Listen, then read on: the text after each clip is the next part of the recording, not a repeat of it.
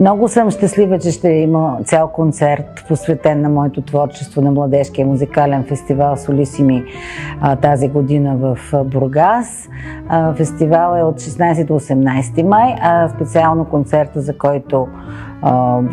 на който ще може да се чуят мои произведения на 18 май в 19 часа в зала Тончо Русев на НХК. Изпълненията ще бъдат от деца от Бургаското музикално училище, от детска вокална група, морски песачинки, солисти ще има от различни места от България, Хасковския камерен оркестър, въобще една пъстра програма. Много е хубаво да се работи за деца и с деца и аз съм много щастлива да имам тази възможност и благодаря на Солисими.